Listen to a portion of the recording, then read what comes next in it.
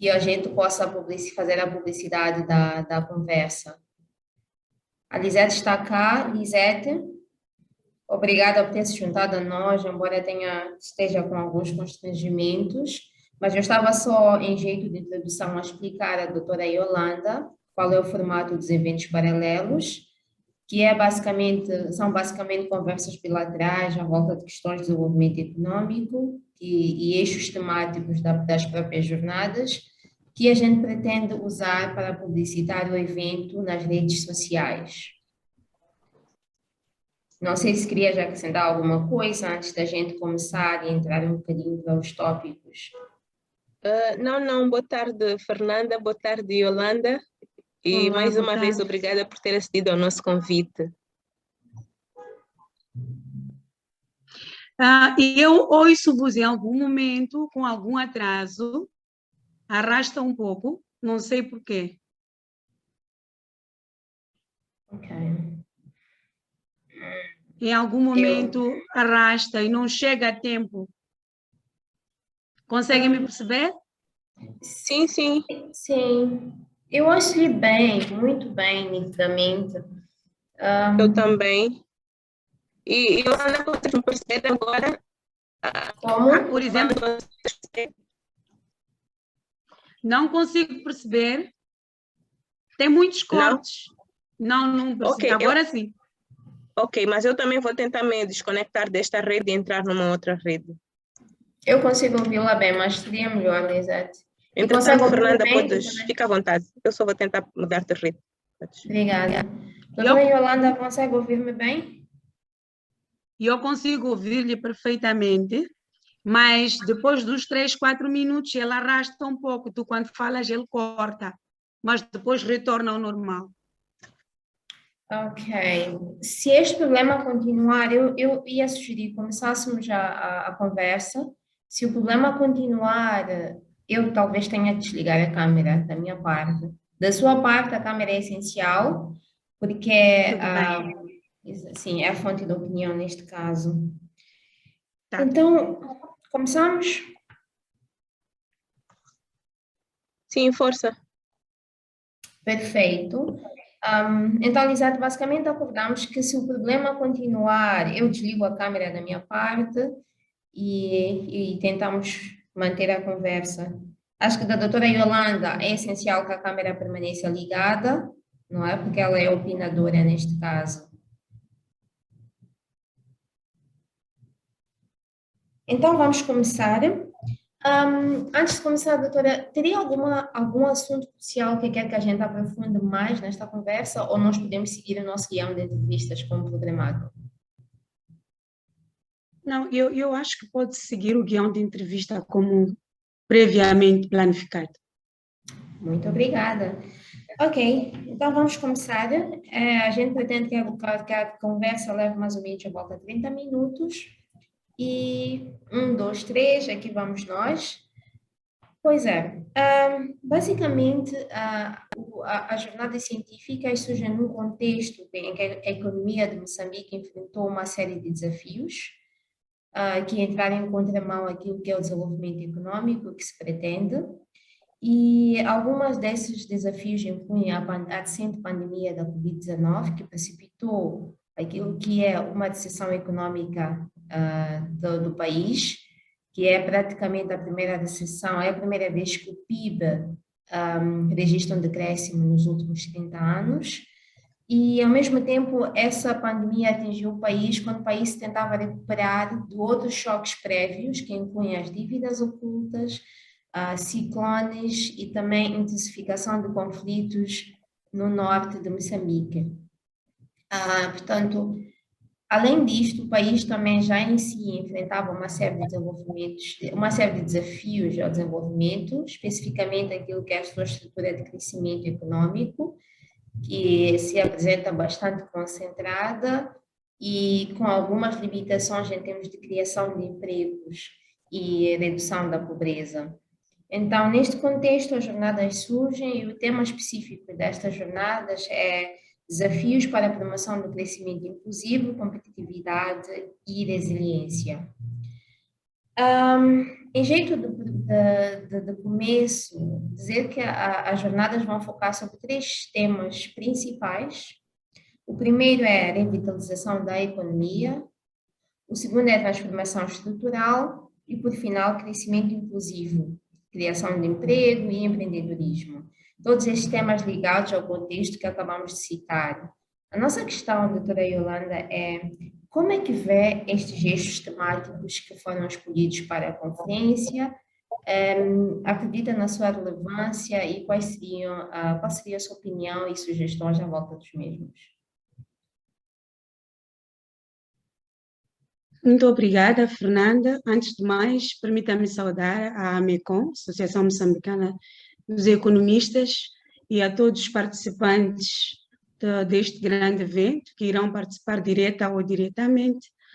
O que tenho a dizer é que os 3 temas propostos para esta jornada científica, acredito eu que foram adequados, por várias razões.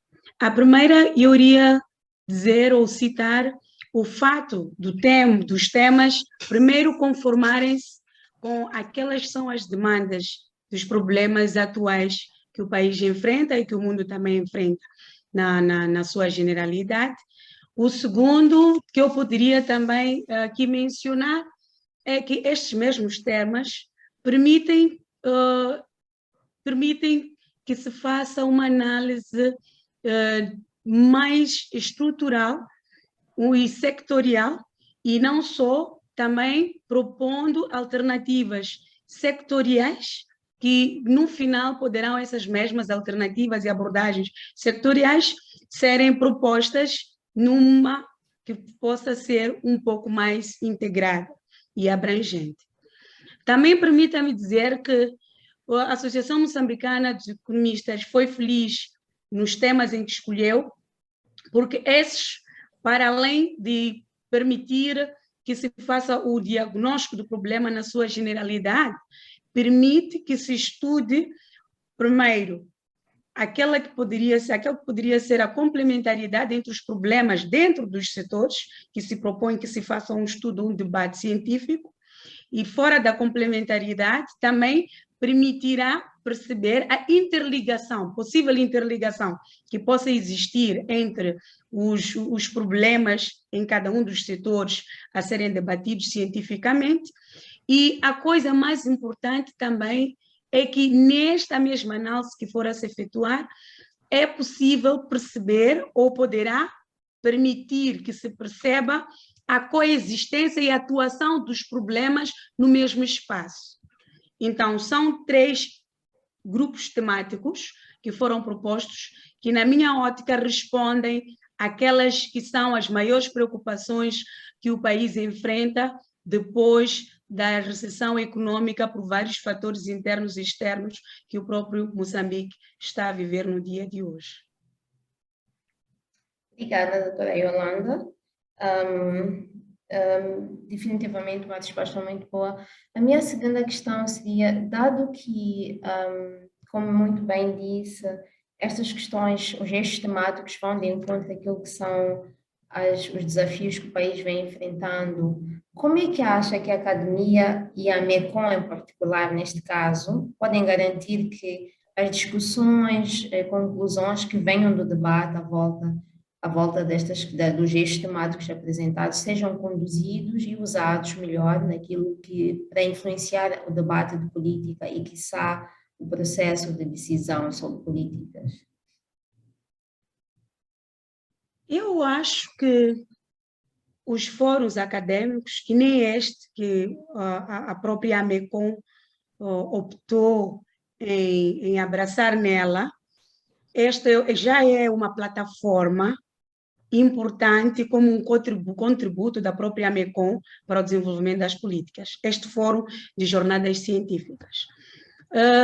A outra contribuição que faz com que esses mesmos fóruns possam resultar em políticas mais eficazes é o fato de, nesses fóruns, os debates que lá estiverem a acontecer, científicos, apresentados por vários artigos, vários livros e até em alguns relatórios de vários seminários, eles permitem que possa-se diagnosticar os problemas que minam o crescimento do país.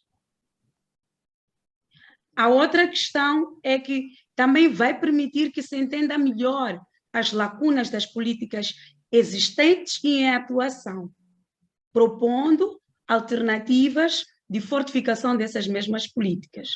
A outra questão que também serve de um contributo através destes debates acadêmicos é a questão de poder dar um suporte científico a qualquer que seja o entendimento dos fenômenos e eventos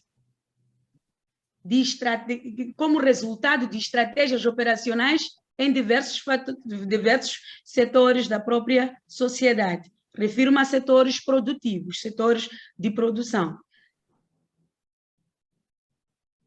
Relativamente aos canais, se é que percebi quais seriam os canais que poderiam ser utilizados pela AMECOM para melhorar a sua contribuição, eu iria dizer, como a primeira, seria a partilha das recomendações desses trabalhos todos que vão ser apresentados, deste debate científico que será apresentado nas jornadas científicas já vistas, e vários outros trabalhos internos que a própria Associação Moçambicana de Economistas tem feito de forma dentro do seu próprio fórum. É uma grande responsabilidade que a própria associação tem e que é um grande contributo partilhar essas recomendações. Uma outra forma também seria a promoção de divulgação, encontros de divulgação de vários outros estudos que são feitos, não apenas via jornadas científicas, mas via seminários, via até encontros sectoriais por cada área, seja público ou privado, de todos os estudos que são efetuados, que se divulgasse um pouco mais. Eu acredito que é uma contribuição de um fórum acadêmico de se louvar. Muito obrigada. Eu vou passar agora para uma questão mais estrutural, que é um pouco a volta da transformação econômica, em vários sentidos, seja no sentido de garantir a transferência de mão de obra de setores menos produtivos para setores mais produtivos, seja na criação de cadeias de valor resilientes e diversificadas, seja em relação à expansão da capacidade produtiva de uma maneira geral, ou também mesmo substituição de importações. Eu queria ouvir da doutora Yolanda, dado que são os desafios que Moçambique apresenta naquilo que é a sua estrutura de crescimento econômico neste momento, quais são as opções para Moçambique para garantir uma transformação estrutural efetiva, resiliente e consistente? E quais seriam as prioridades que podem ser estabelecidas para tal? É uma pergunta muito complexa que me coloca, mas eu preferia começar a responder esta pergunta fazendo ou trazendo à tona, recordando algumas das potencialidades que o próprio país tem. E depois tentar verificar os grandes desafios que o próprio país enfrenta e mais tarde tentar propor algumas questões e ações que possam concorrer para a transformação estrutural. Para iniciar, eu iria primeiro recordar as questões relativas às potencialidades do país. Refiro-me, estamos a falar de um país rico, um país, uma área total de terra de 799.380 km². Estamos a falar de um país que possui cerca de 30 milhões de população apenas, nesta vasta área que já mencionei, de 799.380 quilómetros quadrados. E também refiro-me que neste mesmo país percorrem nele 25 rios que desaguam no Oceano Índico. Tem lá o Zambeze, um dos maiores. O rio Zambeze, que possui consigo os seus 820 quilômetros. Dos 820 quilômetros do rio Zambeze que percorre a secção de Moçambique, os 460 quilômetros são navegáveis. Estamos a falar de um país com cerca de 4.445 áreas de extensão fronteiriça. Esta faz fronteira com cerca de 6 países. Estamos a falar de um país rico em termos de recursos minerais, com terra arável.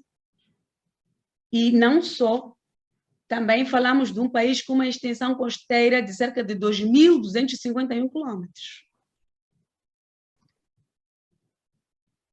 Estas potencialidades, por si só, já são premissas para o desenvolvimento econômico de vários setores, tanto do turismo, da agricultura, da pecuária, vários setores primários, secundários e até terciários. Agora,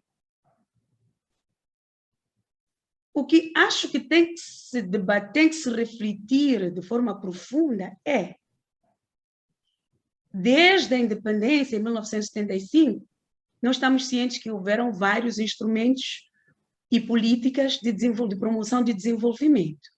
A mencionar o Plano Estatal Central, o PEC, o PPI, Plano Prospectivo Indicativo, tivemos o PARPA, tivemos o PAR, mas mesmo assim, nós conseguimos verificar que os estudos recentes, até 2018, evidenciavam que cerca de 41,6% da população continuava a ser pobre. A incidência da pobreza situava-se em 41,6% da população total, até 2018. Os últimos estudos mais recentes, até 2020, mostram que essa incidência de pobreza deteriorou-se cada vez mais, situando-se em 75,5% a 87,5%. O que nós temos que refletir, e que nestas jornadas científicas é importante refletir em todos os debates, é tentarmos perceber quais são esses fatores que impediram o crescimento econômico, apesar da implementação de todos esses programas e instrumentos de promoção do desenvolvimento e crescimento econômico. Que fatores estiveram por detrás? Nós temos que, mesmo independentemente dos problemas que nós vivemos atualmente, problemas econômicos e estruturais que o país vive atualmente, é importante que se faça essa retrospectiva, que se vá buscar esse historial, para dele mesmo nós conseguirmos perceber quais são esses fenômenos e eventos que vêm conosco e estão associados a questões históricas e estruturais, o que poderá ajudar a minar as réplicas de algumas teorias e a adoção dessas mesmas teorias nas abordagens econômicas que nós tentamos construir no dia em dia em que fazemos algum estudo ou algum trabalho de consultoria. É também importante realçar que, fora da questão relativa à abordagem das teorias que estão sendo feitas, é que tem que se incluir uma questão particular nas nossas abordagens de estudos econômicos, que é a questão da paz. A questão da paz nós temos que tentar trazer dentro das nossas abordagens de desenvolvimento, tanto quanto também de abordagens econômicas que nós produzimos. Porque muitas das vezes, quando trabalhamos com as premissas, nós deixamos de fora alguns elementos que são muito peculiares ao contexto moçambicano. Falamos da paz por causa da guerra. Acabo já de introduzir um dos elementos que obstrui aquele que é o crescimento do país, muito pouco depois da independência, de todas as guerras que o país vive. Desde 16 anos, depois da inclusão que houve em 2013, e depois tivemos a guerra localizada também em 2016, 2017, a atual guerra que nós estamos a viver, ainda existem conflitos em termos de diálogos, ainda não há consensos. Então, nós temos que trazer a questão da paz da reconciliação para dentro das nossas abordagens, é que se nós omitimos constantemente esses elementos, nós estaremos praticamente a adotar algumas abordagens de países que não possuem essas questões muito específicas, de que Moçambique até hoje ainda não conseguiu se livrar dela. A outra questão é que nessas mesmas abordagens dos debates que se vai prolongar, é importante haver uma clareza de definição da abordagem do desenvolvimento que se espera para o Estado moçambicano. O que se pensa que Moçambique seja daqui a 10, 20, 30, 40 anos? E como é que nós podemos chegar lá? Nos 3 eixos temáticos que foram propostos, é importante que em cada um desses debates, no fim do dia, permita-nos ter esta leitura, mesmo que seja de um estudo sectorial. O que se espera que este setor seja daqui a 10, 15, 20, 30 anos? A outra questão também que eu iria aqui colocar como uma das questões a serem tomada em consideração é a questão da própria industrialização, que é importante que se pense na industrialização. Que setores, como é que nós vamos embarcar nessa industrialização? Que setores nós iremos priorizar? Quais são as vantagens comparativas que existem? E nós podemos também trazer ao mesmo debate científico aspectos relacionados à vantagem geográfica que o próprio país tem, relativamente com os seus países com que ele faz mesmo as fronteiras. E não só aproveitando também de todos os recursos que nós anteriormente aqui colocamos, como algumas das questões a se debater. Eu espero que as jornadas científicas, no mínimo, tragam consigo estas questões nesta ótica, por forma a que os objetivos da própria jornada científica sejam atingidos e se responda àquelas que são as próprias abordagens, as próprias demandas da comunidade moçambicana. A outra questão que é menos importante é a questão também da mudança de mentalidade quando nós desenhamos modelos econômicos e quando tentamos trazer algumas abordagens alternativas em soluções para problemas econômicos e estruturais.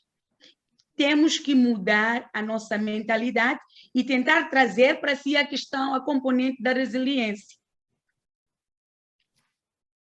A pandemia do Covid-19, não só, como também a situação calamitosa que o próprio país vive, os ciclones quase que frequentes, exige de nós mudança de abordagens científicas, por forma que no final do dia consigamos ter um debate científico que possa, desse mesmo resultar, políticas e instituições fortes e mais resilientes.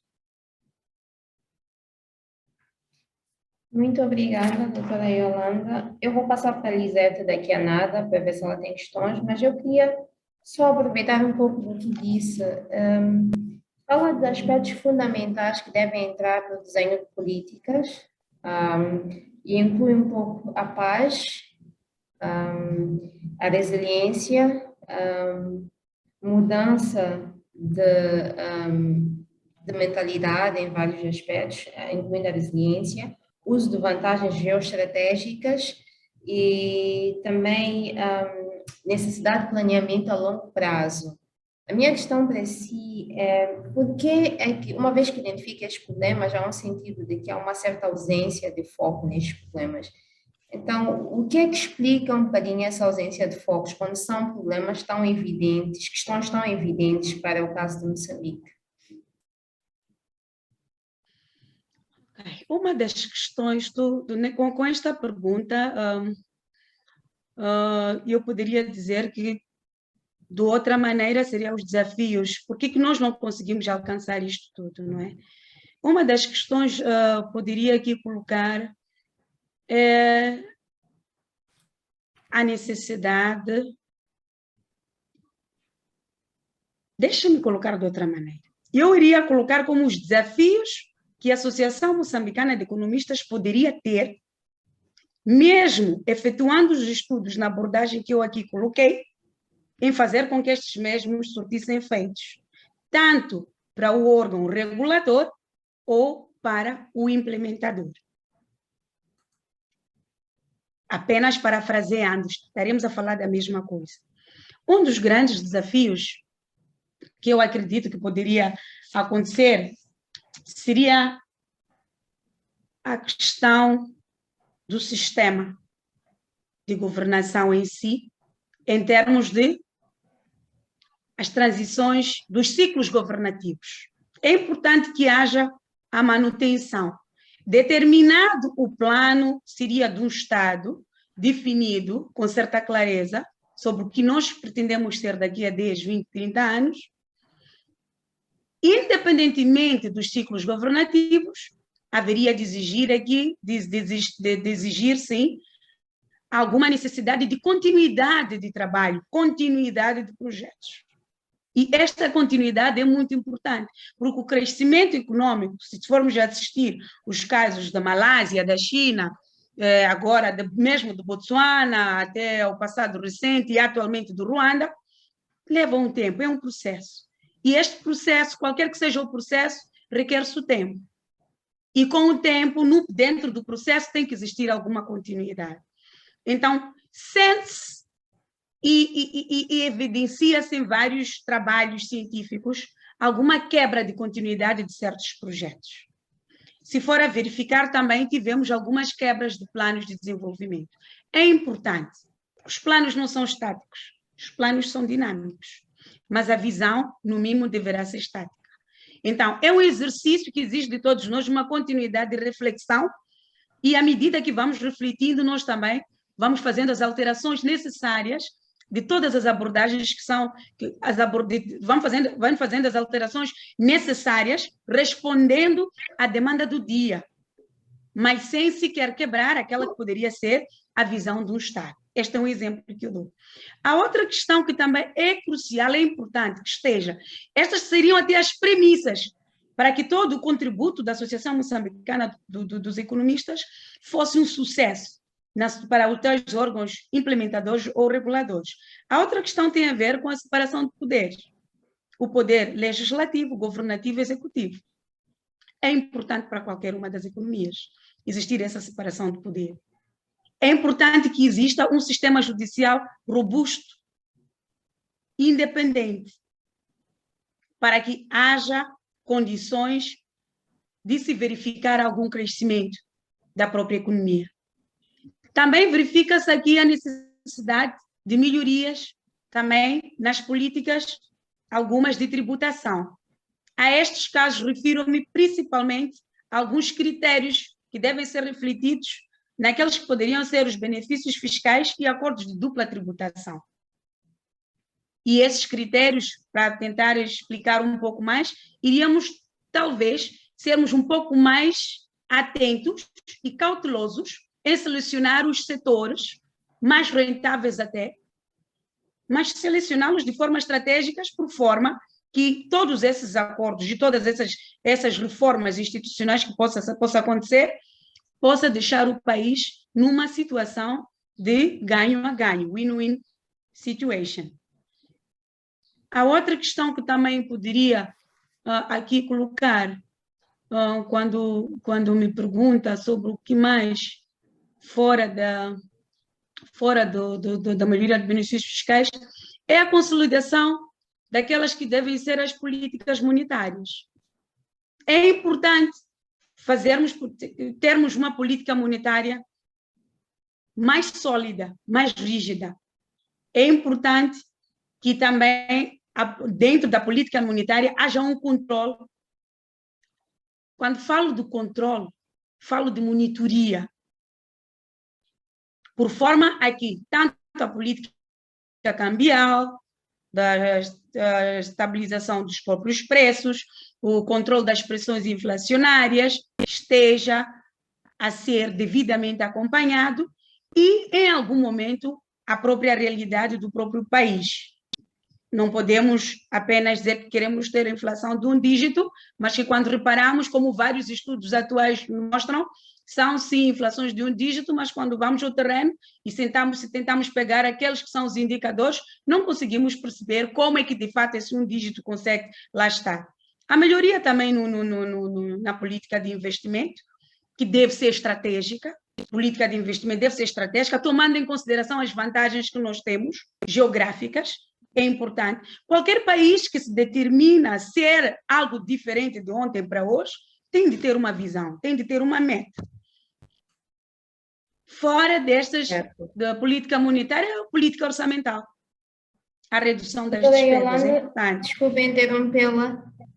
Estamos um bocadinho acima do nosso tempo, em parte por causa das falhas técnicas iniciais, mas eu acho que passa aqui uma mensagem que é bastante clara para nós, em termos da necessidade de continuidade, estabelecimento de instituições fortes o suficiente para alavancar o crescimento econômico na maneira como se pretende e desenvolvimento neste caso.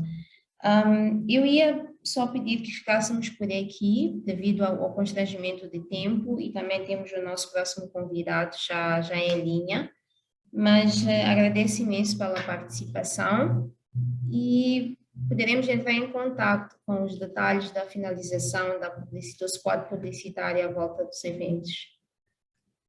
Muito obrigada a todos vocês, obrigada mais uma vez, obrigada Lisete, Fernando, e muito boa tarde ao Sr. Rui Brandão.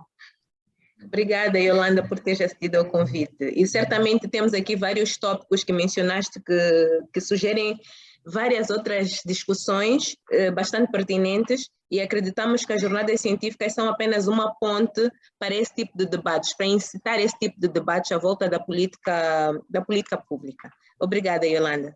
Muito obrigada. Boa tarde. Boa tarde, boa tarde.